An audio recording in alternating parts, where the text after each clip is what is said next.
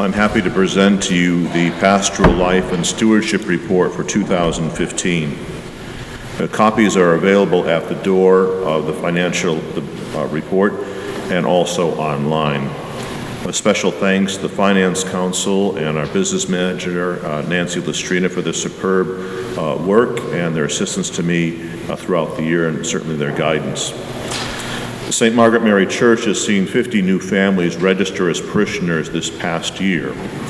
Through your generosity, our total income increased $60,682 from 2014 for a total revenue of $864,761. Our expenses came in at $754,398, and we were still able to contribute to our cash on hand for a total of $300,920. That's incredible.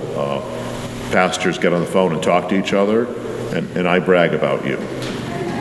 They complain a lot.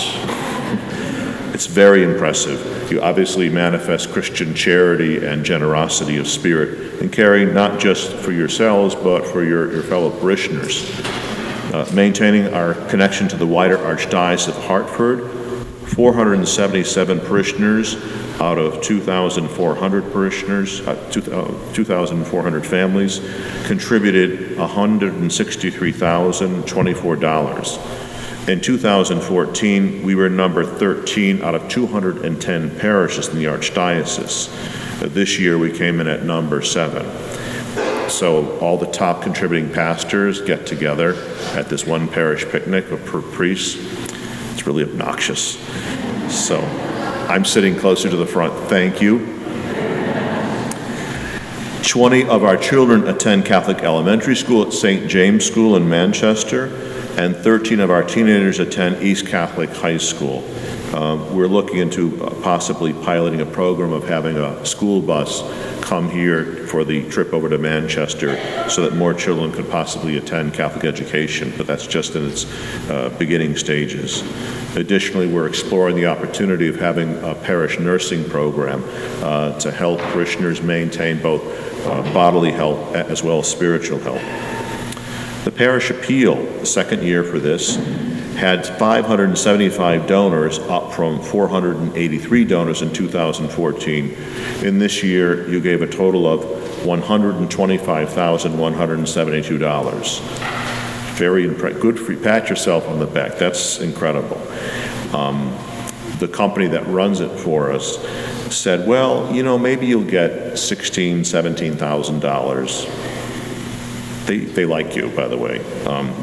We'll be saving for the upper parking lot, which is twice the size of the lower parking lot. So instead of just doing half of it, we'll save, and maybe in 2017, we'll have the funds together to do the entire lot at once. We thought of, people were very good about sending in ideas and talking about, well, what if we plant flowers to the back half of the lot or put a grass lawn in? And then Christmas and Easter came, and you were parking down the street and around the corner. I said, never mind. Pastorally, we celebrated 34 baptisms.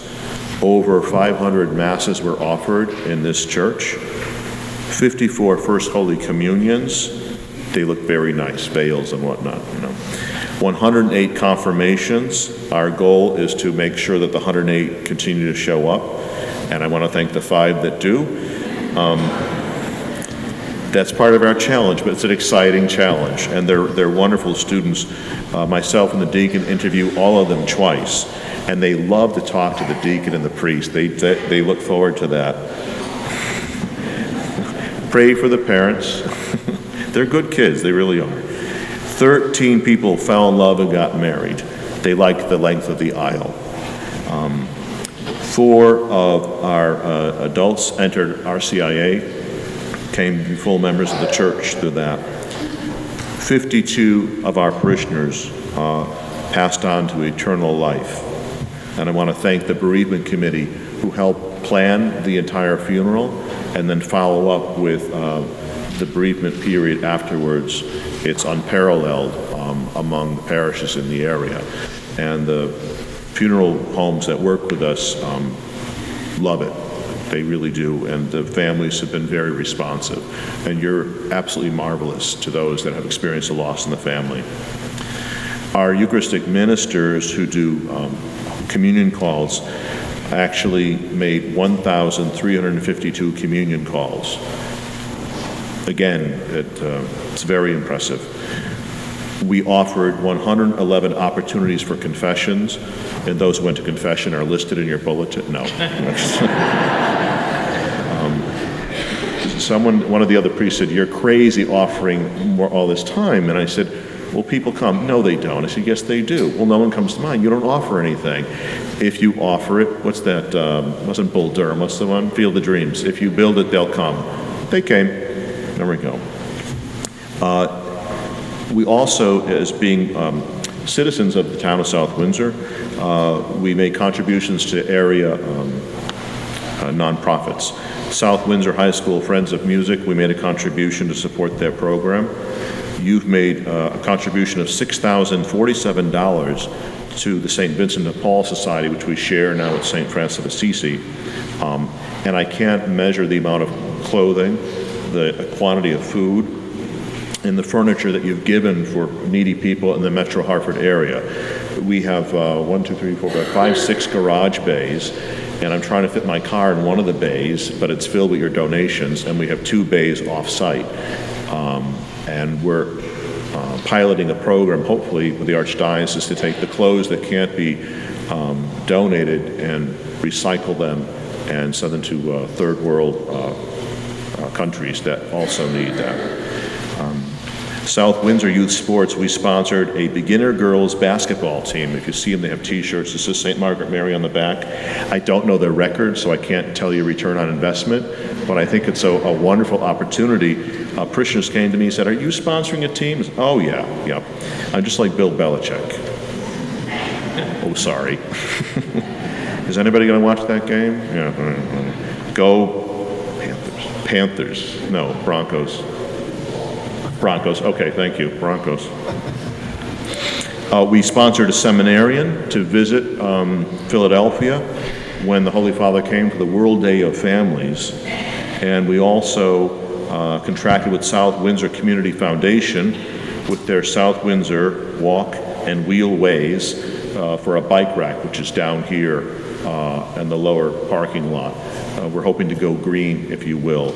Nobody's used it yet, but I see people tying their bikes to trees around the property, so I go out and I yell at them. I chase them with my rake, and, that works out well. A few of the things that we've done, there's lots of babies. If you come to the 10, the 11:30, there's lots of babies. They're downstairs now, but this section is designed to be a cry room. And we just had it painted. There were cracks in the wall. One of the parishioners is donating an infant child of Prague statue, so the children will have a little patron. And we've added a Madonna and child painting, so you come up the staircase, you see something beautiful. Right now it looks like a loading dock. It's not that nice till you get up here and you see me, and then you want to go back down the stairs. Over here on this side, you see the walls kind of bleeding around St. Margaret Mary, our patroness. We installed melting coils, and so that should be remedied. We'll do the wall over again. That's fine. And then in the Old Baptistry, the chapel, there's a little step. Your confession's in there, and every confession begins with, boom, face plant. So we're going to fix that. A ramp will go in, and we're looking at a few things for 2017. We hope to present plans for augmenting the sanctuary so that it works better for people, to allow handicap access to the sanctuary and to beautify it. But that's for the future. Our projections for 2016 are 52 First Holy Communions, 71 confirmations, and 12 people have fallen in love so far, but there's still openings. So go on eHarmony this afternoon and we can run those up. We've added a few things. The only product we have that nobody else has, if you will, in a business sense, is the liturgy. And almost all the things that you see here are donations from parishioners. I'll make a list of offerings in the coming months that people can add to if they'd like to memorialize something. But it really does help people. In particular, we added a excuse me, we added a marble top table for cremations. About half our funerals are now cremations. And people bring in flowers and pictures, and before we just had a little tiny table. It didn't work, and now it's very dignified. One of our parishioners, her husband was a carpenter, had a great big toolbox. They brought in the toolbox, decorated with flowers, and it really was very dignified.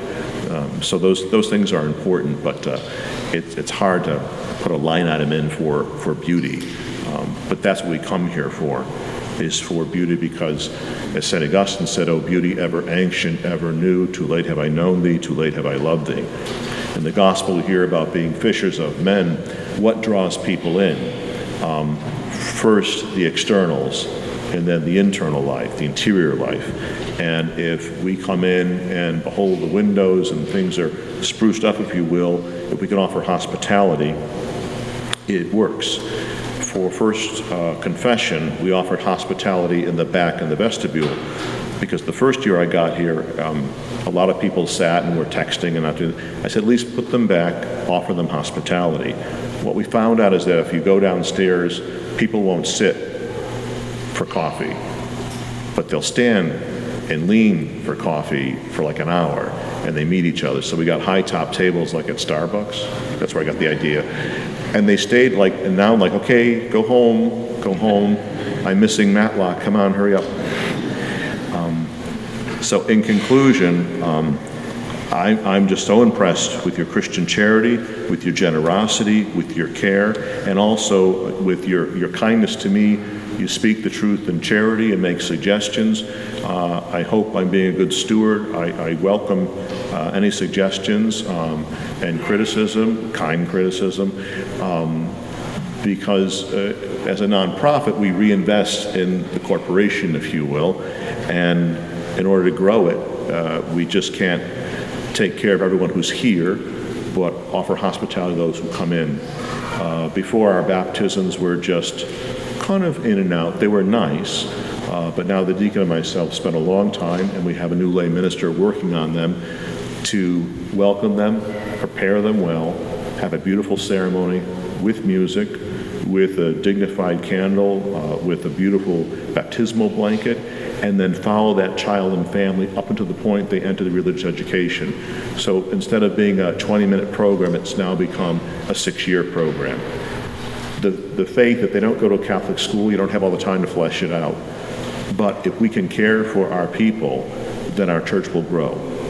We're all supposed to be missionaries. In this year of mercy, it's a good thing. It's not just practical, but it's exciting, and people want to be part of something successful. And you indeed have made this successful by the grace of God. And as your pastor, I thank you.